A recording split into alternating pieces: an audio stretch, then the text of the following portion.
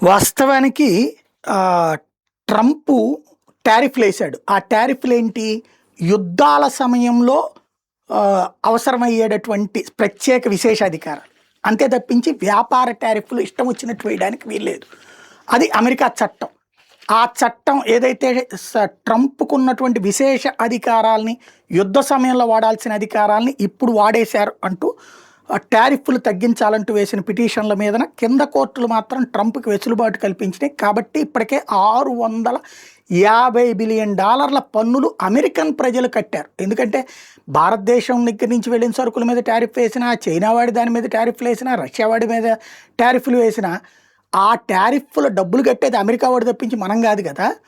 తద్వారా నష్టపోయింది అమెరికన్స్. అయితే $650 బిలియన్ వసూలు చేసి త్వరలోనే దాంట్లో అమౌంట్‌ని తీసుకెళ్ళి కొంత అప్పులు తీర్చి కొంత పబ్లిక్కే ఖర్చు పెడతానని చెప్తున్నాడు. అంటే సబ్సిడీ కింద ₹100 తీసుకుని ₹50, ₹60 చేతిలో పెడతానంటున్నాడు.